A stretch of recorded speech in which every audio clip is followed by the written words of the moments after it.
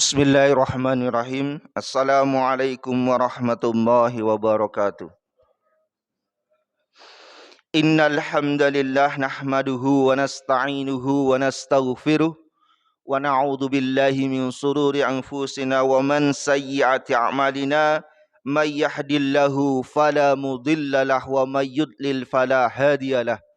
Ashhadu an la ilaha illallah wahdahu la syarikalah wa ashhadu anna Muhammadan abduhu wa rasuluh. Allahumma salli ala Muhammad wa ala ali Muhammad wa ashabihi wa man tabi'ahum bi ikhlasin ila yaumiddin amma ba'd. Faya ibadallah usikum wa nafsi bi taqwallah faqad fazal muttaqun wal mu'minun.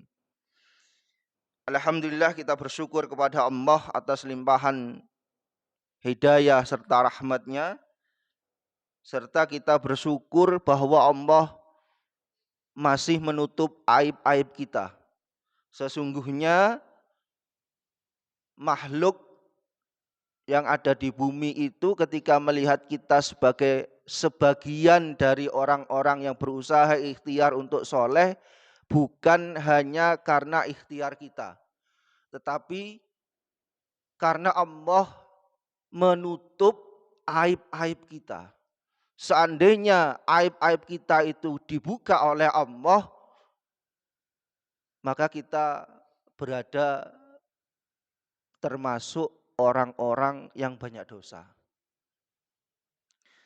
Pada pagi hari ini saya ingin menyampaikan sebagaimana yang beberapa hari yang lalu disampaikan oleh Syekhuna Ustadz Ruhiyat, bahwa sesungguhnya di Al-Quran itu banyak bertebaran ayat-ayat yang diturunkan oleh Allah berkenaan dengan kejadian peristiwa yang terjadi di kehidupan Rasulullah dan para sahabat. Dan pada pagi hari ini saya ingin menyampaikan sebuah peristiwa yang langsung dialami oleh ummahatul muslimin, ya, oleh ibunda kita, yaitu Aisyah radhiyallahu anha, yang semoga orang-orang yang hari ini sampai-sampai menyudutkan beliau dengan perbuatan keji, yaitu kaum Syiah Rafidhah, ya, yang sampai-sampai menyebut Ummul Mukminin itu naudzubillah sebagai pelaku zina. Naudzubillah. Ini dikisahkan oleh beliau sendiri, ya. Di riwayat Sahih Bukhari Muslim, saya mengambil dari sirah yang disampaikan di kitab yang dikarang oleh As-Syaikh Jalaluddin As-Suyuti di dalam Luqbabun Nuzul fi Asbabin Nuzul, yaitu ketika Rasulullah dan para sahabat itu mengadakan ekspedisi peperangan. Jadi sebagaimana biasa, Rasulullah itu biasanya mengajak salah satu istrinya ketika bepergian sampai beberapa hari atau bulan. Dan itu Rasulullah tidak kemudian menunjuk, ya, tetapi oleh Rasulullah itu diundi, sehingga tidak ada kecemburuan di kalangan para istri-istri Rasulullah Shallallahu Alaihi Wasallam. Salah satu yang kemudian dapat undian itu pada saat itu adalah ibunda Aisyah radhiyallahu anha. Kemudian setelah selesai ekspedisi itu, beliau dan para sahabat pulang ke Madinah dan beristirahat di sebuah tempat. Saya cari-cari itu belum tahu tempatnya, mungkin Ustadz Ruhiyat bisa nanti kita sharing. Di beberapa kitab itu tidak disebutkan di kisah ini oleh ibunda Aisyah, ya. Tetapi waktu itu istri Rasul itu biasanya dibawa di atas tandu, ya, di atas onta, kemudian beliau berada di tandunya, ya, untuk dilindungi. Ya. Kemudian berhentilah rombongan itu di sebuah tempat untuk istirahat. Kemudian ketika sudah malam hari diputuskan oleh beliau untuk berangkat kembali ke Madinah. Ya. Tetapi kemudian istri beliau Aisyah radhiyallahu anha ini keluar dari sekedupnya, dari tandunya itu untuk membuang hajat. Ya.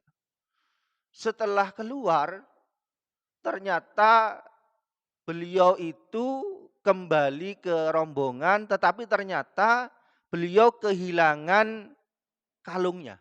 Ya. Sehingga beliau itu tidak memberitahu kepada rombongan, sehingga mencari kalungnya. Dan ternyata setelah ketemu beliau kembali ke rombongan Rasul ini sudah berangkat. Ya. Dikiranya ibunda ini sudah masuk ke sekedupnya. Ya. Bahkan dikisahkan detail oleh beliau, karena pada masa itu wanita-wanita kaum muslimin itu makannya sedikit. Ya. Sehingga mereka itu jarang yang gemuk-gemuk. Ya. Tidak seperti sekarang ya, banyak wisata kuliner mungkin. Tetapi mereka itu tawaduk, warok, sehingga makannya sedikit, badannya kurus-kurus jadi ringan. Ya. Jadi para sahabat itu tidak tahu karena dianggapnya di sekedupnya itu sudah ada ibunda. Ya. Berjalan ya rombongan itu kemudian sampai ke Madinah. Ternyata tidak ada beliau. Ya. Setelah beliau kembali ke tempat rombongan tadi yang berhenti, ternyata sudah tidak ada rombongan itu. Akhirnya beliau berdiam diri sampai-sampai kemudian beliau mengantuk dan tertidur. Kemudian karena ada salah satu sahabat yang terlambat atau tidak ikut rombongan masih di belakang, yaitu sahabat Sofwan ibnul Mu'attal as-Sulaimi. Kemudian beliau terkejut ya melihat ibunda yang berada di bawah pohon kemudian tertidur ya. Dan terkejutnya ini beliau tidak mengucapkan kata apa-apa kecuali kalimat irja ya. Inna lillahi wa inna ilaihi rajiun. Karena waktu itu sahabat Safwan ini melihat sebentar wajah dari Ummul Mukminin ya. Karena beliau kenal itu sebelum diturunkannya ayat tentang wajibnya jilbab. Ketika ibunda tahu ada sahabat Sahwan, maka segera beliau menutup wajahnya. Ya. Jadi karena beliau juga pakai nikob, maka beliau menutup wajahnya. Kemudian ibunda ini bangun, ya, bangun mendengar deruman onta yang diberhentikan. Ya. Jadi kemudian sahabat Sofwan ini tidak berkata apapun, ini ada beliau. Ya, saking menghormati dan menghindari fitnah. Ya. Sehingga beliau dipersilahkan untuk naik ke ontanya ini karena tidak ada sekedupnya. Ya. Karena sudah sekedupnya tadi sudah berangkat. Pulang ke Madinah. Ya. Kemudian sampai di Madinah itu hampir pagi. Ya. Kemudian di Madinah karena sudah di situ ada kaum munafikin yang saat itu juga lumayan banyak kaum munafikin ini yang dipimpin oleh Abdullah bin Ubay. Melihat istri Rasulullah itu naik onta dan dituntun ontanya oleh sahabat Sahwan, muncullah berita fitnah. Ya. Berita gosip kalau hari ini. Ya. Jadi kemudian tersebar di mana-mana, tetapi Ummul Mukminin ini tidak tahu sebetulnya kalau fitnah itu ada. Ya. Karena waktu itu setelah selesai perjalanan beliau sakit. Ya. Beliau sakit dan kemudian hampir sebulan beliau sakit. Cuman beliau ini melihat, sampai disebutkan di kisah itu, dia membahasakan kekasihku tidak seperti biasanya. Ya. Jadi bahasanya itu cukup romantis ya. Beliau membahasakan Rasulullah itu, sungguh kekasihku ketika masuk kepada bilikku itu tidak sebagaimana biasa. Ya. Jadi beliau hanya kemudian bertanya ya kepada Ummul Mukminin, bagaimana keadaanmu? Ya. Padahal di saat itu Rasulullah itu dadanya itu sungguh sempit. Ya. Bagaimana tidak, selama hampir 1 bulan beredar fitnah gosip tentang perselingkuhan Ummul Mukminin dengan sahabat. Coba bayangkan. Beliau dalam keadaan seperti itu masih bersikap baik terhadap istrinya. Meskipun tidak sebagaimana biasa. Ya.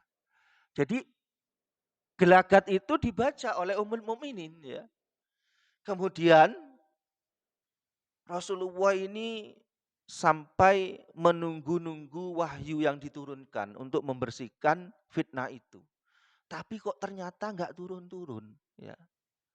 Kemudian tahunya Ibunda Ummul Mukminin itu mengenai fitnah yang sudah tersebar itu dari salah satu sahabatnya, yaitu Ummu Misak. Ya. Kemudian beliau ini pernah bertemu dengan Ummul Mukminin dalam sebuah keperluan, kemudian diberitahu bahwa di luar itu sedang terjadi berita besar, ya, yaitu berita tentang perselingkuhan Anda dengan sahabat Sahwan. Tambah sakit ya. Ummul Mukminin ini kan sudah sakit. Mendengar berita itu tambah sakit. Ya. Sampai-sampai Rasulullah itu berikhtiar kepada para sahabat. Ya. Berikhtiar kepada para sahabat, dipanggillah sahabat Ali bin Abi Thalib dan Usama bin Zaid. Ya. Kemudian ditanyakan, bagaimana pendapat kalian kalau mendapati kasus seperti aku ini? Ya. Menurut kalian tuh bagaimana terhadap istriku ini? Ya. Karena aku mendapati beliau itu adalah orang terbaik, ya, yang baik akhlaknya, dan beliau tidak percaya dengan fitnah itu. Kemudian sahabat Usama bin Zaid itu menjelaskan, ya Rasulullah, sungguh aku mengetahui bahwa istrimu itu adalah orang baik. Ya. Jadi sahabat ini memberikan pendapat bahwa sungguh yang aku ketahui mulai dulu itu beliau itu orang baik. Ya. Dan dari keluarga baik-baik. Ya. Karena kita faham beliau adalah putri dari sahabat yang paling dekat dengan Rasulullah, yaitu Abu Bakar As-Siddiq. Ya. Beliau sebelum turunnya Islam itu sudah menjadi orang baik. Ya. Sehingga ketika Islam turun, tambah baiklah beliau itu. Jadi dari keluarga baik, anaknya sendiri pun baik. Ya. Kemudian sampai-sampai Rasulullah itu mengklirkan kasus itu di mimbar. Ya. Dikumpulkan para sahabat, kemudian beliau berujar di mimbar itu, kemudian beliau menyatakan, wahai para sahabat, bagaimana kalian berpendapat melihat keadaanku, ya, dengan beredarnya fitnah, gosip yang sudah ada di Madinah selama sebulan ini. Kemudian ada seorang sahabat dari suku Aus, ya, yang asli orang Madinah, kemudian menjawab kepada Rasulullah, ya Rasulullah, seandainya orang yang menyebarkan fitnah itu dari golongan kaum Aus, dari golongan kami akan memenggal lehernya. Ini pernyataan sahabat karena cintanya kepada Rasulullah. Seandainya orang yang menyebarkan fitnah itu dari golongan kami, sungguh kami akan membunuhnya. Kemudian ditimpali oleh sahabat yang lain dari suku Khazraj, ya, yang dulu berseteru memang dua suku ini. Kemudian menjawab, wahai sahabat, sesungguhnya apakah benar kalau itu dari golonganmu engkau akan membunuhnya? Benar, kata sahabat yang tadi. Kemudian sahabat itu juga menjawab, sesungguhnya seandainya itu juga berasal dari sukuku, maka aku juga sama akan melakukannya. Jadi tidak ditemukan solusi di situ. Karena memang semua sahabat itu tidak tahu ya kejadiannya. Cuma orang munafikin ini menyebarkan gosip sangat gencar. Akhirnya kemudian Ummul Mukminin ini minta izin kepada Rasulullah untuk pulang dulu ya ke orang tuanya. Kemudian ingin bertanya kepada ayah ibunya dengan keadaan seperti itu. Kemudian Rasulullah mengizinkan dan kemudian selang beberapa waktu sampai-sampai Rasulullah mendatangi pertemuan antara Abu Bakar As-Siddiq dengan Ummul Mukminin. Kemudian beliau berujar, pertama beliau mengucapkan kalimat syahadat, kemudian beliau menyampaikan, sungguh aku melihatmu sebagai istri yang baik. Ya. Tetapi dengan keadaanku seperti ini, apakah engkau mau bersumpah di hadapanku, engkau melakukan perbuatan itu? Bingung Ummul Mukminin ini ya. Bingung karena memang tidak dilakukan. Ya. Kemudian akhirnya Ummul Mukminin ini sebagai seorang anak bertanya kepada ayahnya, wahai ayahku, apakah engkau memandang benar aku telah berbuat demikian? Ya. Dijawab oleh ayahnya, sungguh aku tidak bisa berkata apa-apa. Ya. Karena aku melihat engkau itu baik. Ya. Dan ini langsung berhadapan dengan suamimu yang sebagai seorang Rasul. Ya. Karena cintanya kepada Rasul juga. Jadi tidak ditambah-tambahi, dipanasi, dibela, tidak. Sungguh ayahmu ini tidak bisa berkata apa-apa. Karena juga belum turun ayat. Kemudian ibunya ditanya, jawabannya sama. Maka kemudian di saat itu pula Rasulullah mengalami peristiwa diturunkannya ayat yang sampai kemudian beliau bergemetar dan kemudian berkeringat, turunlah ayat di surat An-Nur. Ya. Surat ke-24 secara urutan mushaf, yaitu di ayat ke-11. Dan ini nanti dijelaskan sampai ayat ke-10 ayat ya. Sampai ke ayat 19 ya. Jadi nanti bapak-bapak tolong dibuka lagi dan dibaca peristiwa itu. Yang berbunyi, saya bacakan satu ayat saja. Innalladzina ja'u bil ifki usbatum minkum la tahsabuhu sarran lakum bal huwa khairul lakum likulli imri'in minhum maktasaba minal ism walladzi tawalla kibrahu minhum lahu adzabun azim. Yang maknanya, sesungguhnya orang-orang yang membawa berita bohong itu adalah dari golongan kalian sendiri, ya. Yaitu dari munafikun. Yang secara dohir ya sholat dengan kalian, ya kumpul dengan kalian. Ya. Janganlah kamu mengira berita itu buruk bagi kamu, bahkan itu baik bagi kamu. Ya. Jadi Allah menjelaskan ini nanti banyak ibrohnya. Ya. Dan peristiwa ini langsung berkenaan dengan rumah tangga Rasulullah. Setiap orang dari mereka akan mendapat balasan dari dosa yang diperbuatnya.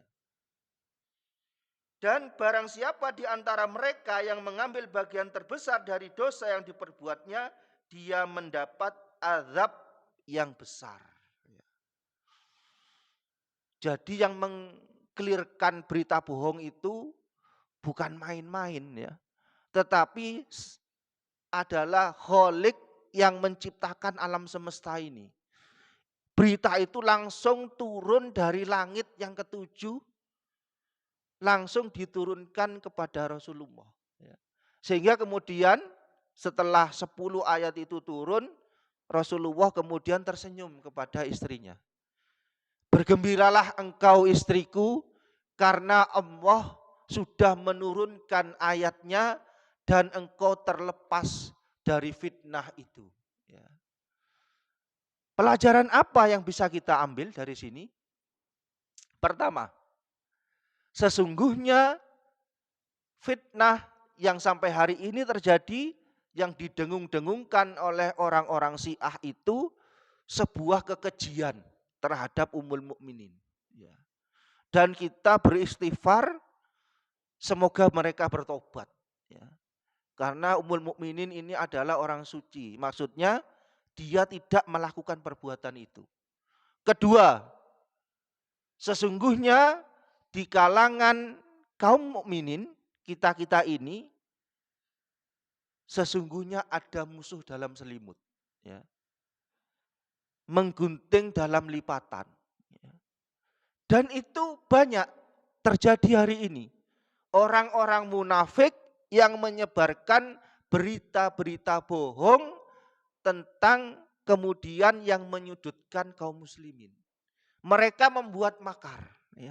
Mereka membuat makar yang nanti bertujuan menjatuhkan izzah kaum muslimin. Apalagi di zaman digital ini. Jadi yang ketiga, kita juga mengambil hikmah sebagaimana kemarin dijelaskan oleh Ustadz Hoiron itu 7 dosa besar. Salah satunya adalah menuduh wanita muslimah yang baik dengan perbuatan zina. Itu termasuk dosa besar. Apalagi kemudian beberapa orang sahabat yang tidak termasuk munafikun itu termakan juga dengan sebaran gosip itu. Jadi banyak pelajaran yang diambil dari kisah ini, sehingga marilah kita berdoa semoga kita terhindar dari orang-orang yang mudah termakan gosip. Apalagi sampai masuk golongan orang-orang munafikun secara tidak sadar yang akan menyebabkan Islam ini semakin tersudut. Naudzubillah min dzalik. Semoga Allah memberikan pertolongan kepada kita di zaman yang penuh fitnah ini. Amin amin ya rabbal alamin. Subhanaka Allahumma wa bihamdika asyhadu an la ilaha illa anta astaghfiruka wa atubu ilaik. Wassalamualaikum warahmatullahi wabarakatuh.